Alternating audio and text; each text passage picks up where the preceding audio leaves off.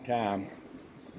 I think they go all the way back to Alice Chalmers tractors, and they were probably based on a tractor that Alice Chalmers built, and then I don't know how simplicity came to be into it, but a lot of people call them the last real American yard tractor, and you can tell when you look at this, it is a heavy machine, heavy duty machine, able to,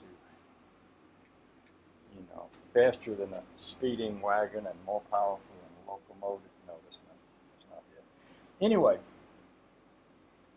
I got this, I didn't know a thing about it, and I went to hook up the mower deck, and I discovered that there was a hydraulic lift on it, and when you go onto YouTube and try to get information on these, there's so many of them, different years, different models. I mean, they made this thing from back in the 60s, and sometimes you find information on one that's different from another, and I'll give you a good for example. Some of them have a multi-speed transmission, which this one doesn't have.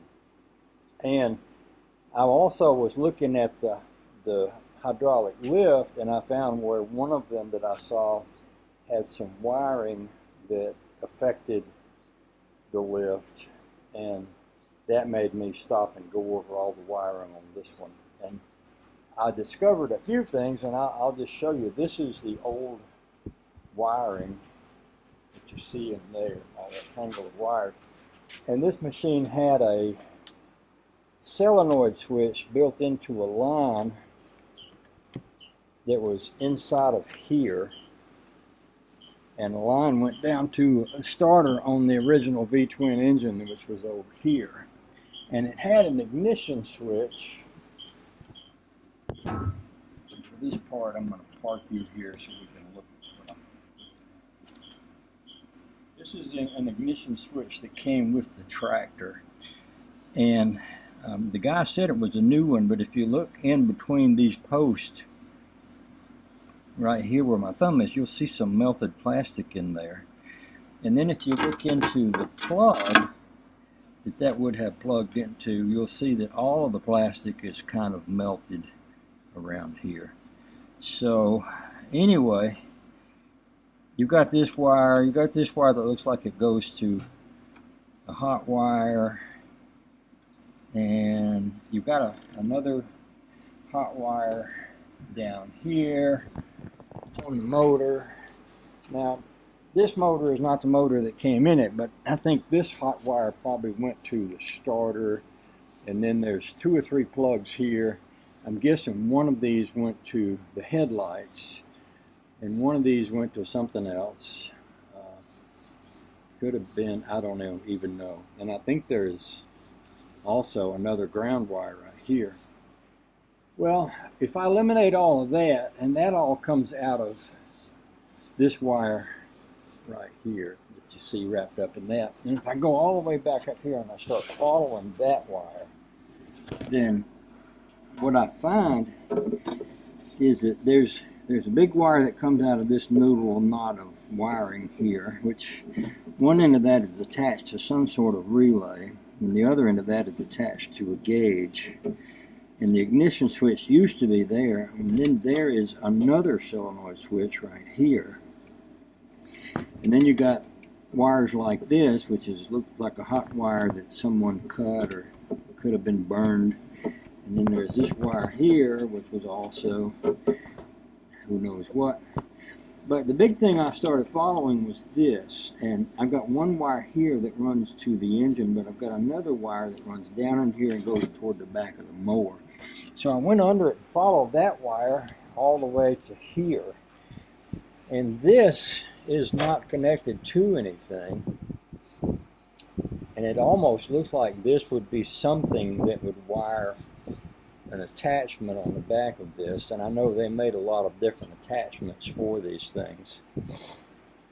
But when I went under it, I didn't really find any wiring that had anything to do with the hydraulic lift. And we're going to go under it. Now, I don't know if any of this is helpful, but I'm just trying to show you my process of what I learned, and you might see something that helps you figure out what's going on. But let's just start right here. There's a lever on the left side of the mower that works this right here, and this is supposed to move. And because it wouldn't move, I've done an awful lot of research. Now this thing here goes over a pulley there and then comes down here, and this holds the mower. And here is my hydraulic line set up, which goes to this hydraulic what do you call that, hydraulic tube. I know there's a name for that. It looks like it would expand and help to turn this. And I had seen one of these online that had an electric wire ran to it, but there's no electric wire that runs to this or anything else. There's a bunch of these hydraulic lines, and I feel like maybe what needs to happen is maybe I need to have the mower deck hooked to this in order to put the weight on it and have the machine running, and then try engaging the hydraulic lift. And maybe with the engine running and the deck engaged, maybe it would actually work. So what I'm going to do is put everything kind of back together and then go up to the house and hook that up. But before I do it, I am going to pressure wash the underside of this machine, all of it that I can get to. And I noticed that right there is a nipple for, it's like a grease nipple. That looks like that's on the steering gear. So I'm going to grease that, and I'll grease anything that I can find that has a grease nipple. And then I'll wash everything I can under here with the pressure washer. And then I'll put the battery back in and hook everything back up so that I can crank it and take it up to the house, put the mower deck on it, and then see if I can get this thing to work. Now this little pulley right here, this operates the belt that comes off of a clutch here, and there's a lever that activates that, and I don't find any wires going to that clutch, so I don't think it's an electric clutch like a John Deere would be. Some of these pulleys are pretty rusty, so what I'm also going to do is kind of sand the pulleys and clean them up. While I have it apart, I'll probably measure that pulley, which is hanging on the wall. Because someone was saying they was having a hard time finding the correct pulley for one of these, and maybe I can also find a number on that pulley, which would be helpful. So I'm going to do all that before I put the thing back on there. And it's probably going to be a good idea to raise this kind of up in the air, get the front end up in the air so I can get up underneath it, get a good angle on it, and pressure wash everything. Another thing is the hood. The hood bolts fell out again, and this thing vibrates a lot because it has a single cylinder engine. And I thought I had locked those hood bolts in, double locked the nuts, but apparently it didn't work enough to keep the hood from coming loose again. And also on my engine I had double locked these nuts, and one of them came undone. So I've ordered and gotten me some nylon locking nuts, and I'm going to put them on there to keep that from coming loose again. The other thing I want to do is find out what model this is. And when I start looking them up, this is a Sovereign, but there's different models of the Sovereign, and there is a plate over here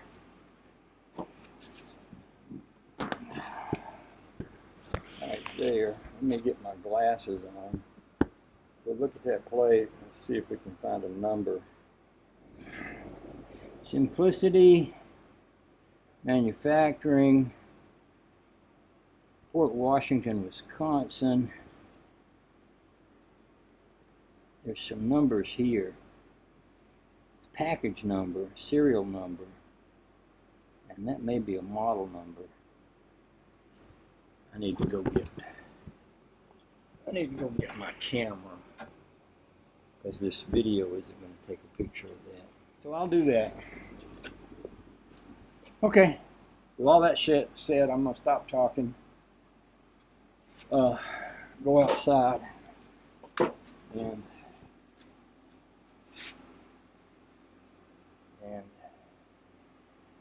get this set up and under pressure wash everything underneath. I think I'm just going to leave the hood off until I get through doing this. So there's all that. Okay? Okay.